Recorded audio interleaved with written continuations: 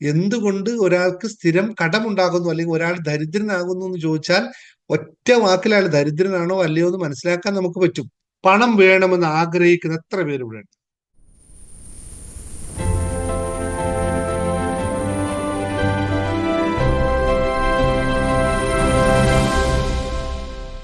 നമ്മള് ഇന്നത്തെ വിഷയത്തിലേക്ക് കടക്കാം അല്ലെ. നമുക്ക് എന്താണ് പണവുമായി നാം അറിയാത്ത അല്ലെങ്കിൽ നാം അറിയാതെ പോയ പണത്തിന്റെ ആകർഷണ മന്ത്രം. നിങ്ങളെല്ലാവരും ആകർഷണ സിദ്ധാന്തം പഠിച്ചതാണ്, ലോ ഓഫ് അട്രാക്ഷൻ ക്ലാസ് പഠിച്ചതാണ്. പഠിച്ചിട്ട് പ്രാക്ടീസ് ചെയ്ത് കുറേ പേർക്ക് എല്ലാം പലതും ലഭിക്കുന്നുണ്ട്, കുറേ ലഭിക്കാതെ പോകുന്നുണ്ട്, മറ്റു ചിലർക്ക് ഒന്നും ലഭിക്കുന്നില്ല. ഇതൊക്കെ ഞാൻ പ്രാക്ടീസ് ചെയ്ത് വെച്ചിട്ടുണ്ട്. ഇന്നലെ കഴിഞ്ഞ പ്രാവശ്യം ക്ലാസ്സിലേക്ക് പറഞ്ഞു 20-15 വർഷമായിട്ട് ലോ ഓഫ് അട്രാക്ഷൻ ഒക്കെ കലക്കി കുടിച്ച ആൾക്കാരുണ്ട്. പക്ഷെ അന്നൊന്നും ലഭിക്കാത്തത് ഇപ്പോൾ എങ്ങനെ ലഭിക്കുന്നു എന്ന് അവർക്ക് പോലും അറിയുന്നില്ലെങ്കിൽ അതിന്റെ അർത്ഥം യഥാർത്ഥത്തെ നമ്മൾ മനസ്സിലാക്കേണ്ട ചില കോൺസെപ്റ്റുകൾ അവിടെ മനസ്സിലാക്കാതെ ഇപ്പോൾ മനസ്സിലാക്കുന്നത് കൊണ്ട് മാത്രമാണ് സംഭവിക്കുന്നത്. അല്ല വേറെ ഒന്നുമില്ല, എല്ലായിടത്തും സംഭവിക്കുന്ന കൃത്യമാണ്. അത് വളരെ ലളിതമായതാ. എന്റെ മാനിഫെസ്റ്റേഷൻ വർക്ക് ചെയ്യാണ് ഈ കേൾക്കുന്ന ശബ്ദം കേട്ടോ. വേറൊന്നുമല്ല, ഞാൻ ആഗ്രഹിക്കുന്നു നിങ്ങൾ പണം എനിക്ക് അയക്കാൻ, അതുകൊണ്ട് നിങ്ങൾ എനിക്ക് പണം അയക്കുന്നു, അത്രേ ഉള്ളൂ. സിമ്പിളാണ്. ഇപ്പോൾ നിങ്ങൾ എനിക്ക് പണം അയക്കുന്നത് വെറുതെ അല്ല, ഞാൻ വിളിച്ചു വരുത്തുകയാണ് എന്റെ പണത്തെ അല്ലെ. ഞാൻ കോഴ്സ് എന്ന രീതിയിലും അതിന് ഞാൻ പറയുന്ന എമൗണ്ടും പറഞ്ഞിട്ട് നിങ്ങളിലേക്ക് അറിയിക്കുമ്പോൾ നിങ്ങൾ അത് വാങ്ങിക്കുന്നു എന്റെ അടുത്ത്. അപ്പോൾ നിങ്ങൾ എനിക്ക് കാശ് അയക്കുന്നു. ഇതാണ് എന്റെ മാനിഫെസ്റ്റേഷൻ വർക്ക് ചെയ്യുന്നത്. അപ്പൊ ഞാൻ മാനിഫെസ്റ്റ് ചെയ്യുന്നു നിങ്ങൾ എത്ര പേര് ഒരു കോഴ്സിന് ചേരണം, എത്ര പേര് എത്ര പൈസ അയക്കണം എന്നൊക്കെ ഞാൻ മാനിഫെസ്റ്റ് ചെയ്തിട്ടാണ് ഇത് വർക്ക് ചെയ്യുന്നത്. അല്ലാതെ ശൂന്യതയിൽ നിന്ന് എനിക്ക് പൈസ വരുന്നതല്ല. ഇത് തത്തുല്യമായ പ്രവർത്തനം ഞാനിവിടെ ചെയ്യുന്നുണ്ട്. ഇവിടെ സൂട്ടും കോട്ടും ഒന്നും ഇരിക്കണമെങ്കിൽ ഇവിടെ കിടക്കുന്ന ഒരുപാട് പുസ്തകങ്ങൾ വായിച്ച് മനസ്സിലാക്കി അതിനൊക്കെ തുലനം ചെയ്ത് അതിനെയൊക്കെ പാകപ്പെടുത്തി നിങ്ങൾക്ക് പറഞ്ഞു തരുന്നതിന് പ്രത്യുപകാരമായിട്ടാണ് നിങ്ങൾ എനിക്ക് തരുന്നത്. അപ്പോൾ money is always there. Compensation, പണം എപ്പോഴും വരുന്നത് നിങ്ങൾ ചെയ്യുന്ന പ്രവർത്തനത്തിന്റെ പ്രത്യുപകാരമാണ്. വളരെ ലളിതമാണ്. നിങ്ങൾ ഇതിന് വലിയ കോംപ്ലിക്കേഷൻസ് ഒന്നും പോകണ്ട. പക്ഷേ എന്താണ് പക്ഷേ? നിങ്ങൾക്ക് പണം വേണമെങ്കിൽ ആദ്യം നിങ്ങളുടെ കയ്യിൽ ഒന്നിക്കിൽ ഒരു പേഴ്സ് വേണം, അല്ലെങ്കിൽ നിങ്ങളുടെ കയ്യിൽ ഒരു ബാങ്ക് അക്കൗണ്ട് വേണം, അല്ലെങ്കിൽ നിങ്ങൾക്ക് കയ്യിൽ ഒരു കവർ വേണം. അതും ഇല്ലെങ്കിൽ നിങ്ങളുടെ കയ്യിൽ കൊള്ളാവുന്ന ഈ കയ്യിൽ പിടിക്കാവുന്ന പണമേ കിട്ടുള്ളൂ. ഇതിന്റെ അർത്ഥം നിങ്ങൾക്ക് പണം എന്ന് പറയുന്നത് എന്താണ്? ഊർജമാണ് പണം. പണം എന്ന് പറയുന്നത് കേവലം ഒരു ഊർജമാണ് അല്ലെ. ഒരു ഊർജത്തിനെയാണ് നമ്മൾ പണം എന്ന് പറയുന്നത്. കോടിക്കണക്കിന് രൂപ എന്ന് പറയുന്നത് കോടിക്കണക്കിന് ഊർജമാണ്. 10,000 എന്ന് പറയുന്നത് 10,000-ന്റെ ഊർജമാണ്. ഈ ലോകത്ത് ഊർജമല്ലാത്ത ഒരു സാധനവുമില്ല, എല്ലാം എനർജിയാണ്. സജീവിനെയും ദിനേശിനെയും മനസ്സിലാക്കുന്ന ദിനേശിനുള്ള ഊർജവും സജീവനുള്ള ഊർജവും സുധാകരനുള്ള ഊർജവും ഡിഫറെന്റ് ആയി കിടക്കുന്നതുകൊണ്ടാണ് ഈ മൂന്നാളും മൂന്നായിരിക്കണേ. അല്ലെങ്കിൽ ഒന്നായിരിക്കുന്നത്. കല്ലിനെ കല്ലായും മണ്ണിനെ മണ്ണായും പഴത്തെ പഴമായും പുഷ്പത്തെ പുഷ്പമായും തിരിച്ചറിയാൻ സാധിക്കുന്നത് അതിനകത്തുള്ള വ്യത്യസ്തമായ ഊർജങ്ങൾ കൊണ്ടാണ്. അപ്പോൾ എന്റെ കയ്യിൽ എനിക്ക് കൂടുതൽ പണം വേണമെങ്കിൽ എന്റെ ഊർജം കൂടുതലായിരിക്കണം, അല്ലെങ്കിൽ എന്റെ ഊർജം അതിന് തത്തുല്യമായിരിക്കണം. എല്ലാവരുടെയും അടിസ്ഥാനപരമായ വിഷയം കിടക്കുന്നത് ഇവിടെ മാത്രമാണ്. ഈ ഒറ്റ കാര്യത്തിൽ മാത്രമാണ് വിഷയം. എന്തുകൊണ്ട് ഇന്നലെ പറഞ്ഞതാണ് അല്ലെ, എന്തുകൊണ്ട് ഒരാൾക്ക് സ്ഥിരം കടമുണ്ടാകുന്നു അല്ലെങ്കിൽ ഒരാൾ ദരിദ്രനാകുന്നു എന്ന് ചോദിച്ചാൽ ഒറ്റ വാക്കിൽ അയാൾ ദരിദ്രനാണോ അല്ലയോ എന്ന് മനസ്സിലാക്കാൻ നമുക്ക് പറ്റും. അയാളെ കാണേണ്ട, അയാൾ ബാങ്ക് ബാലൻസ് ഒന്നും നോക്കേണ്ട ആവശ്യമില്ല. ഒരാൾ ദരിദ്രനാണോ അയാൾ സമ്പന്നനാണോ എന്ന് മനസ്സിലാക്കാൻ അയാളോട് സംസാരിച്ചാൽ മാത്രം മതി. നിങ്ങൾ ശ്രദ്ധിച്ചിട്ടുണ്ടോ? എന്തുകൊണ്ട് സംസാരിച്ചാൽ മതി എന്ന് വെച്ചാൽ സംസാരിക്കുമ്പോൾ അറിയാം അയാൾ ഊർജം എങ്ങനെ കിടക്കണു, എത്ര നെഗറ്റീവ് അയാൾ പറയുന്നു, എത്ര ആവശ്യമില്ലാത്ത കാര്യങ്ങൾ പറയുന്നു, എത്ര മാലിന്യങ്ങൾ അവരിലുണ്ട് എന്ന് സംസാരത്തിലൂടെ കാണാൻ പറ്റും. നിങ്ങൾക്ക് ഒന്നുകൂടി ഒരു ടെസ്റ്റായിട്ട് പറഞ്ഞു തരാം. കടമുണ്ട് എന്നൊരാളെ മനസ്സിലാക്കാൻ നിങ്ങൾക്ക് എളുപ്പത്തിൽ പറ്റുവേ. എങ്ങനെയെന്നറിയോ? അയാളോട് സംസാരിക്കുമ്പോൾ അയാൾ ചുരുങ്ങിയതെങ്കിലും 10 വാക്കുകൾ പറയുമ്പോൾ 3 കൂടുതൽ നെഗറ്റീവ് വാക്കുകളിൽ കംപ്ലൈൻസുകൾ അയാൾ പറയും. 10-ൽ 3 കണക്ക് പറഞ്ഞിട്ട് ഇപ്പോൾ ഉള്ള 3 6 പറയും. പക്ഷെ 3 അയാൾ പറഞ്ഞിരിക്കും. ഇത് പറയുന്നവരെപ്പോ പിടിച്ചു വെച്ചാൽ എന്നിട്ട് ചോദിച്ചാൽ ബാങ്കിൽ എത്ര പൈസ അടക്കാനുണ്ടെന്ന് ചോദിച്ചാൽ എപ്പോ അയാൾ പറയും. നിനക്ക് എങ്ങനെ മനസ്സിലായി? നമുക്ക് മനസ്സിലായി. ഇത്രേ ഉള്ളൂ, സിമ്പിളാണ്. ഇനി രണ്ടാമതൊരു കാര്യം കൂടി പറയാം. ചിലവർക്ക് പണം ഉണ്ടാവാം, പക്ഷെ സമാധാനം ഉണ്ടാവില്ല, സന്തോഷം അനുഭവിക്കാൻ പറ്റില്ല. അപ്പൊ എന്താ സംഭവിക്കാന്നറിയോ? നല്ല പണം വരും, പക്ഷെ ഇത് ഹോളായിരിക്കും, അങ്ങനെ അങ്ങ് പോകും. വരും, അതങ്ങനെ പോകും, ഒറ്റ കാര്യത്തിന് ഉപയോഗിക്കാൻ പറ്റില്ല. അവരുടെയും അവസ്ഥ അനുവദിച്ചാൽ മതി, മുഴുവൻ ഇംബാലൻസ് ആയിരിക്കും. രാവിലെ എഴുന്നേറ്റു, കിടന്നാ കിടന്നു, പോയാ പോയി, കഴിച്ചാ കഴിച്ചു, കിട്ടിയത് കഴിക്കും, ഒക്കെ ചെയ്യുന്ന ആൾക്കാരെ നോക്കിയാൽ മതി, ഒറ്റ പൈസ അവരെ കയ്യിൽ നിൽക്കില്ല. ഞാൻ എളുപ്പത്തിലുള്ള കുറച്ച് 2 ഉദാഹരണം പറഞ്ഞു. വില കൂടിയ കാര്യങ്ങളാണ് ഇതിനെല്ലാം. നമ്മൾ ക്ലാസ്സിൽ പഠിപ്പിക്കുന്ന ജേർണി ടു ഹാപ്പിനെസ്സിൽ പഠിപ്പിക്കുന്ന കാര്യമാണ്. അപ്പോൾ ഞാൻ ഒരു കാര്യം പറയാം. നമ്മൾ യഥാർത്ഥത്തിൽ നമുക്ക് പണം വേണമെന്ന് നമ്മൾ ആഗ്രഹിക്കുന്നുണ്ട്, അല്ലെ? എവ്രിബഡി, എല്ലാവരും ടൈപ്പ് ചെയ്തോ, പണം വേണമെന്ന് ആഗ്രഹിക്കുന്ന എത്ര പേര് ഇവിടെ ഉണ്ട്? എത്ര പേര് പണം വേണമെന്ന്? നിങ്ങൾ യൂട്യൂബ് വീഡിയോ കാണുന്നവർ നിങ്ങൾ ഇതനുസരിച്ച് ടൈപ്പ് ചെയ്യണേ. അവിടെ വേറെ എന്തെങ്കിലും ടൈപ്പ് ചെയ്ത് നിങ്ങൾ പണം വേണം, ഇത് കേൾക്കുന്ന ഭാഗമാകുമ്പോൾ നിങ്ങൾ ഈ കാര്യം നിങ്ങളുടെ പേര് എഴുതിക്കൊള്ളുക. എനിക്ക് പണം വേണം. എല്ലാവർക്കും വേണമല്ലോ, സത്യസന്ധമായിട്ട് എല്ലാവർക്കും വേണം. എന്നാൽ ഞാൻ അടുത്തൊരു ചോദ്യം ചോദിച്ചോട്ടെ. ഇപ്പൊ നിങ്ങൾ ഇവിടെ ഇരിക്കുന്നുണ്ട്. ഇപ്പൊ നിങ്ങളുടെ 9 മണി തൊട്ട് 10 മണി വരെ ഇവിടെ ഇരിക്കുമ്പോൾ എന്റെ അടുത്തിരിക്കും, വാഹാ, ദിനേശ് സാറ് പണത്തെ പറ്റി മാത്രമാണ് പറയുന്നത്, അതുകൊണ്ട് പണത്തെ പറ്റി മാത്രം ചിന്തിച്ചുകൊണ്ടിരിക്കുന്നു, അല്ലെ? സദാ പുഞ്ചിരിച്ചുകൊണ്ട് ഞാൻ പണത്തെ പറ്റി തന്നെ പറഞ്ഞുകൊണ്ടിരിക്കുന്നു. ശരിയാണല്ലോ? ഓക്കെ. ഇനി 24 മണിക്കൂറിൽ എത്ര മണിക്കൂർ നിങ്ങൾ പണത്തിന് നന്ദി പറയുന്നു എന്ന് നിങ്ങളൊന്ന് അറിയും? അതൊന്ന് മറുപടി പറഞ്ഞേ. എല്ലാവർക്കും പണം വേണമെന്ന് ആഗ്രഹമില്ല, എല്ലാവർക്കും വേണം, ദിനേശിനും വേണം, എല്ലാവർക്കും വേണം, സത്യം. ഇനി 24 മണിക്കൂർ സമയമുണ്ട് ഒരു ദിവസം. ഈ 24 മണിക്കൂറിൽ എത്ര മണിക്കൂർ, ആദ്യം ഞാൻ എത്ര മണിക്കൂർ എന്ന് ചോദിക്കാം, എത്ര മണിക്കൂർ നിങ്ങൾ പണത്തിന് നന്ദി പറയും? അറ്റ്ലീസ്റ്റ് 4 തവണ ഭക്ഷണം കഴിക്കുമ്പോഴെങ്കിലും നിങ്ങൾ അതിനെ പറ്റി, ബാക്കിയുള്ള സമയത്ത് ഓർക്കാൻ സമയമില്ല, തിരക്കാണ് നിങ്ങൾ. ക്ലാസ്സിൽ വരുമ്പോ മാത്രമേ ഞാൻ പറഞ്ഞു, ആ സമയത്ത് നിങ്ങൾ പറയുന്നില്ല. കാരണം ഞാനിത് ഇവിടുന്ന് റിപ്പീറ്റഡ് ആയി പറയുമ്പോ നിങ്ങൾ പറഞ്ഞു പോകും, അതിൽ വന്നു പോകും. മതിയോ? 24 ഒരു ചോദ്യം അവിടെ ഇരിക്കട്ടെ, ഇല്ലല്ലോ. 1 സെക്കൻഡ് 2 സെക്കൻഡ് ഒക്കെ രാവിലെ മെഡിറ്റേറ്റ് ചെയ്യുമ്പോ ഒക്കെ പറയുന്നുണ്ടാവും, അഫർമേഷൻ എഴുതുമ്പോഴും ഗ്രാറ്റിറ്റ്യൂഡ് എഴുതുമ്പോഴും ഒക്കെ. ക്ലാസ്, അതെ, ശില്പയൊക്കെ ഞാൻ പറഞ്ഞില്ല, കാശ് കൊടുക്കുമ്പോൾ പറയുന്നവർക്ക് യു വിൽ ഗെറ്റ് മോർ. കിട്ടാത്തവരുടെ കാര്യമാണ് ഞാൻ ചോദിക്കുന്നത്. പൈസ എന്തുകൊണ്ട് കിട്ടുന്നില്ല എന്ന ചോദ്യത്തിനാണ് വെക്കുന്നത്. പൈസ കിട്ടാത്തവരുടെ കാര്യത്താണ് പ്രധാനമായിട്ട് നമ്മൾ. ഓക്കെ, രണ്ടാമതൊരു കാര്യം ചോദിച്ചോട്ടെ, എളുപ്പത്തിൽ. നമ്മളെല്ലാം എന്തിനാണ് പണം നമുക്ക്? പ്രധാനമായിട്ട് പണം എന്തിനാണ് നമുക്ക്? ജപജപ, അല്ലെ?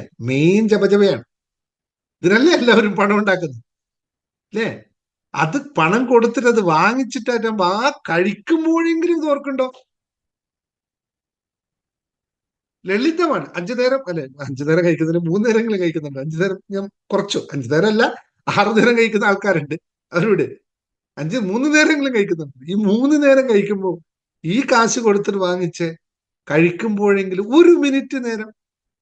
നമ്മുടെ ഭാരതീയ സംസ്കാരത്തിൽ കൃത്യമായി പറയുന്നു, ഭക്ഷണം കഴിക്കാൻ തുടങ്ങുന്നതിന് മുമ്പ് നമ്മൾ പ്രാർത്ഥിക്കണം. ഭാരതീയ സംസ്കാരത്തിലെ ക്രിസ്ത്യാനിറ്റിയിലൊക്കെ നിർബന്ധമായിട്ടുള്ള കാര്യമാണ്, അല്ലെ? ലഭിച്ചതിന്, ആ ഭക്ഷണം ലഭിച്ചതിന് എന്തിനൊക്കെ നന്ദി പറയണം? എല്ലാത്തിനും നന്ദി പറയണം. അപ്പോൾ ആ നന്ദി ആ സമയത്തെങ്കിലും ഭക്ഷണത്തോട് നന്ദി പറയുന്ന പോലെയെങ്കിലും പണത്തോട് നന്ദി പറയാറുണ്ടോ? ഇല്ലല്ലേ? ഇപ്പൊ ആദ്യമായിട്ട് കേൾക്കും പണത്തിനോട് നന്ദി, അങ്ങനെ ഒരു സാധനം ഉണ്ടോ? ഞാനൊരു കാര്യം ചോദിച്ചോട്ടെ നിങ്ങളോട്, എന്നും ചോദിക്കാറ്, ഒറ്റ കാര്യം ചോദിച്ചോട്ടെ, ഒറ്റ കാര്യം ചോദിക്കാം. നിങ്ങൾ ആരെയാണ് ഇഷ്ടപ്പെടുക ഏറ്റവും കൂടുതൽ? അതായത് 2 രീതിയിൽ. ഒന്ന് നിങ്ങളോട് സ്നേഹം പ്രകടിപ്പിക്കുന്ന ആള്, ഒന്ന് നിങ്ങളെ മൈൻഡ് ചെയ്യാത്ത. ഇതിൽ നിങ്ങൾ ആരെയാണ് നിങ്ങൾക്ക് ഇഷ്ടപ്പെടുക? നിങ്ങളെ മൈൻഡ് ചെയ്യാത്ത ഒരാളെ നിങ്ങൾ ഇഷ്ടപ്പെടുവോ, നിങ്ങളെ സ്നേഹിക്കുന്ന ഒരാളെ നിങ്ങൾ ഇഷ്ടപ്പെടും? നിങ്ങൾ സ്നേഹിക്കുന്ന ആളല്ലേ ഇഷ്ടപ്പെടുള്ളൂ, ഒബ്വിയസ്ലി. മനുഷ്യനാണ്, അതുകൊണ്ട് റെയറാണ്. നമ്മളോട് മിണ്ടാത്ത ഒരാളെ നമ്മൾ ഇഷ്ടപ്പെടാൻ പോവുകയില്ല, ചിന്തിക്കുക പോലും ഇല്ല അതിനെപ്പറ്റി. അപ്പൊ നിങ്ങളിൽ എന്താണ് ശരിക്കും യഥാർത്ഥത്തിലുള്ളത്? നമ്മളിൽ എന്താണുള്ളത്? നമ്മൾ എന്താണ്? ഊർജ്ജമാണ്, അല്ലെ? നേരത്തെ പറഞ്ഞു, എനർജിയാണ്. ഓരോന്ന് എനർജി അല്ലേ? നമ്മുടെ അതിനപ്പുറത്തേക്ക് നമ്മുടെ ചിന്തകൾ, മനസ്സുകൾ എന്നൊക്കെ പറയുന്നത് ഒരു എനർജിയാണ്. ഇതേ എനർജി കല്ലിനും മണ്ണിനും തൂണിനും തുളുമ്പിലും എല്ലാം ഉണ്ട് എന്ന് പറഞ്ഞില്ലേ? അപ്പോ മണിയിലും എനർജി ഉണ്ടാവുമല്ലോ. മണി ഒരു എനർജിയാണ്. നിങ്ങൾക്ക് ഇഷ്ടപ്പെട്ട ആളെ മാത്രമേ നിങ്ങൾ ഇഷ്ടപ്പെടുന്നുള്ളൂ എങ്കിൽ മണിക്കും ഇതേ പോളിസി ബാധകല്ല. മണിയും ഇതേ പോളിസി അതിനകത്തില്ലേ? എന്തുകൊണ്ട് മണിക്ക് വ്യത്യാസവും നിങ്ങൾക്കും അത്? നിങ്ങൾക്ക് അതായത് നമ്മൾ സാധാരണ വീട്ടിൽ ചെയ്ത് അച്ഛനും അമ്മയ്ക്കും എന്തും മക്കളെ പറയാം, മക്കളൊന്നും പറഞ്ഞു കഴിഞ്ഞാൽ ശരിയാവില്ല. ഇത് നമ്മുടെ സാധാരണ വീട്ടിലല്ല. അല്ലെങ്കിൽ ഭർത്താവിന് ഭാര്യ എന്തും പറയാം, ഭാര്യ ഒന്നും ഭർത്താവിന് പറയാൻ പാടില്ല. ഇതൊക്കെ അനീതിയല്ലേ? തുല്യതയില്ലല്ലോ. ഈ തുല്യത പണത്തിനും ബാധകല്ലേ? എന്തുകൊണ്ട് അത് ചെയ്യുന്നില്ല? ഇനി രണ്ടാമത്തെ കാര്യം, എന്തുകൊണ്ട് പറ്റുന്നില്ല? അവിടെയാണ് പ്രധാനം. എന്തുകൊണ്ട് പറ്റുന്നില്ല? നോക്കൂ, യഥാർത്ഥത്തിൽ നമ്മൾ എല്ലാ ദിവസവും ഭക്ഷണം കഴിക്കുന്നവരാണ് അല്ലെ? നമുക്ക് ആവശ്യമുള്ളത് മാത്രമാണ് നമ്മൾ കഴിക്കുന്നത്? അല്ലല്ലോ. നമ്മള് ടൈം വെച്ചിട്ട് ഭക്ഷണം കഴിക്കാം. ആ, രാവിലെ 7 മണിയായി ചായ കുടിക്കാൻ സമയമായി, രാത്രി ഉച്ചക്ക് 2 മണിയായി ഭക്ഷണം ചോറ് കഴിക്കാൻ സമയമായി. അപ്പൊ ചോറിന് കണക്കുണ്ട്, ഇത്രയൊക്കെ രണ്ട് പ്ലേറ്റ് ചോറ്, ഇങ്ങനെയൊക്കെ കണക്കുണ്ട്. അപ്പോ ഇത് യഥാർത്ഥത്തിൽ നമുക്ക് ആവശ്യമില്ലാത്തതിൽ കൂടുതൽ നമ്മൾ ഭക്ഷണം കഴിക്കുന്നുണ്ട്. അതുകൊണ്ട് നിങ്ങൾ ആ ശരീരത്തെ പുഷ്ടിപ്പെടുത്തുകയാണോ ചെയ്യുന്നത്, ശരീരത്തെ ഉപദ്രവിക്കുകയാണോ ചെയ്യുന്നത്? നിങ്ങൾ ശരീരത്തെ ഉപദ്രവിക്കുകയാണല്ലോ യഥാർത്ഥത്തിൽ. സ്വാഭാവികമായിട്ട് പറയാം, നിങ്ങളുടെ വയറ്റിൽ, അത് നിങ്ങളുടെ സംതൃപ്തി, അത് വയറ്റുമായിട്ട് ബന്ധമില്ല. നിങ്ങൾ കഴിച്ച് നിറയുക എന്നുള്ള നിങ്ങളുടെ സംതൃപ്തിക്ക് വേണ്ടി നിങ്ങൾ നിങ്ങളുടെ ശരീരത്തെ മോശമാക്കുകയാണ് ചെയ്യുന്നത്. അപ്പോഴെന്തായിരിക്കും ശരീരം ചെയ്യുന്നത്? സ്വാഭാവികമായും ശരീരത്തെ ഉപദ്രവിക്കുകയാണ് ചെയ്യുന്നത്. അപ്പൊ ശരീരം തിരിച്ചെന്തായിരിക്കും ചെയ്യുക? റിജക്ഷൻ ചെയ്യും അല്ലെ? ഒരു പരിധി കഴിയുമ്പോൾ ഏതാണ്? കുടലങ്ങ് പെരുകും, ഗ്യാസൊക്കെ നിറയും, കൈകാല് വേദന തുടങ്ങും, ക്ഷീണം വരും, രക്തയോട്ടം ഉണ്ടാവില്ല. അങ്ങനെ അങ്ങനെ 100 കാര്യങ്ങൾ അത് റിജക്ഷൻ കാണിക്കും. സ്വാഭാവികല്ലേ? ഇതേ റിജക്ഷൻ പണവും കാണിക്കില്ലേ? നിങ്ങൾ അതിനെ മൈൻഡ് ചെയ്യാതിരുന്നാൽ, നിങ്ങൾ അതിനെ കൃത്യമായി ഉപയോഗിക്കാതിരുന്നാൽ, നിങ്ങൾ അതിനോട് നന്ദി പറയാതിരുന്നാൽ, അതും ചെറിയ ചെറിയ തരികിട ഇത് കാണിക്കൂലേ? ശരീരം കാണിക്കുന്ന പോലെ കാണിക്കൂലേ? സ്വാഭാവികല്ലേ? ഇനി അതിനകത്ത് മറ്റൊരു രൂപത്തിൽ പറയാം. എങ്ങനെയാണ് നമുക്ക് ലോൺ തിരിച്ചടക്കാൻ പറ്റാതിരിക്കുന്ന സാഹചര്യം എന്താണ്? എന്തുകൊണ്ടാണ്? ശ്രദ്ധിച്ചിട്ടുണ്ടോ നിങ്ങൾ? ലോൺ നിങ്ങൾക്ക് ഒരു ദിവസം സുപ്രഭാതം രാവിലെ എഴുന്നേൽക്കുമ്പോൾ ഇന്ന് അതിനുശേഷം നിനക്ക് 10 ലക്ഷം അടക്കാത്ത ലോൺ എന്ന് പറഞ്ഞിട്ട് ആരും തരുന്നതാണോ? രാവിലെ എഴുന്നേൽക്കുമ്പോൾ എനിക്ക് 10 ലക്ഷം അടക്കാൻ പറ്റാത്ത ലോൺ ഉണ്ടാവുന്നു, അങ്ങനെ ആർക്കും ഉണ്ടാവാറുണ്ടോ? ഇല്ലല്ലോ. നമ്മൾ എടുത്തിട്ട് നമ്മുടെ ആവശ്യത്തിന് ഉപയോഗിച്ചിട്ട് തിരിച്ചു കൊടുക്കാതിരിക്കുക ചെയ്യുന്നത് അല്ലെ? എന്തുകൊണ്ട് തിരിച്ചു കൊടുക്കാൻ പറ്റില്ല എന്ന് വെച്ചാൽ എന്റെ കയ്യിൽ വരുന്നില്ല എന്നുള്ള മറുപടി ഉണ്ടാവും. സ്വാഭാവികം, എന്റെ കയ്യിൽ അത് വരുന്നില്ല. എന്തുകൊണ്ടാണ് നിങ്ങളിൽ വരാത്തത് പണം? അവിടെയാണ് ക്വസ്റ്റ്യൻ. എന്തുകൊണ്ട് നിങ്ങൾക്ക് 10-15 ലക്ഷം രൂപ ചെലവാക്കാൻ സാധിച്ചു, എന്തുകൊണ്ട് 10-15 ലക്ഷം രൂപ സമ്പാദിക്കാൻ സാധിക്കുന്നില്ല എന്ന്? എവിടെയാണ് ഇതിന്റെ സിസ്റ്റം കൃത്യം ഇരിക്കുന്നത്? എവിടെയാണ് ഇതിന്റെ വിഷയം ഇരിക്കുന്നത്? പറയാൻ പറ്റും? പലരും പറയും എനിക്ക് രോഗമായിട്ടാണ് കാശ് പോയത്. അതുകൊണ്ട് അവിടെയും ചോദ്യം, എങ്ങനെയാണ് രോഗം ഉണ്ടായത്? നമ്മൾ ചെയ്യുന്ന പ്ലാൻ കൃത്യമല്ലാത്തത് കൊണ്ടല്ലേ? നമ്മൾക്ക് കൃത്യമായി പാകപ്പെടുത്താറുണ്ടല്ലേ? ഈ പണത്തെ നമ്മൾ കൃത്യമായി വിനിയോഗിക്കാത്തതുകൊണ്ടല്ലേ? അതിനെല്ലാം ഗർവുണ്ടായത് കൊണ്ടാണ് നിങ്ങളെടുത്ത് വരാതിരുന്നത്. ഒന്നുമല്ല. ഞാൻ നേരത്തെ നമ്മൾ ശരീരത്തെ ഉപദ്രവിച്ച അതേ ഇതെടുത്ത് പറയാണ്. നിങ്ങൾക്ക് ആ കാശ് കിട്ടിയപ്പോൾ നിങ്ങളത് ചെലവാക്കുമ്പോൾ ഒരു കണ്ടീഷനും ഇല്ലാതെ, ഒരു പ്ലാനിങ്ങും ഇല്ലാതെ ചെലവഴിച്ചത് കൊണ്ടല്ലേ ഇത് സംഭവിക്കുന്നത്? അല്ലെങ്കിൽ സംഭവിക്കുമോ? എന്തുകൊണ്ട് അത് സംഭവിക്കുന്നു? അവിടെയാണ് നമ്മൾ ഇവിടെ. മറ്റൊന്നിനെ പറയാൻ എളുപ്പമാണ്, അതിന് യാതൊരു വിഷയമില്ല. നമ്മൾ എന്ത് ചെയ്തു എന്നതാണ് വിഷയം. ഞാൻ എന്തും പറയാം. എവിടെയാണെന്നറിയോ വിഷയം എവിടെ വെച്ചാൽ, ഇതെല്ലാം പണം എന്ന് പറയും. നേരത്തെ ഞാൻ പറഞ്ഞു നമ്മുടെ മൈൻഡ് സെറ്റാന്ന് പറഞ്ഞു. നമ്മൾ ഇപ്പോഴും കടത്തിന്റെ മൈൻഡ് സെറ്റാണ് നിലനിൽക്കുന്നതെങ്കിൽ അതിന്റെ അർത്ഥം നമ്മുടെ എനർജി ശരിയല്ലെന്നുള്ളതാണ്. നമ്മുടെ എനർജി ശരിയല്ലെന്നുള്ളതാണ്. നമ്മളുടെ നമ്മുടെ മാലിന്യങ്ങൾ, ഇപ്പൊ ഇവിടെ ഞാൻ സംസാരിക്കുമ്പോഴും അവിടെ നിന്ന് പുറന്തള്ളുന്ന മാലിന്യങ്ങളാണ്.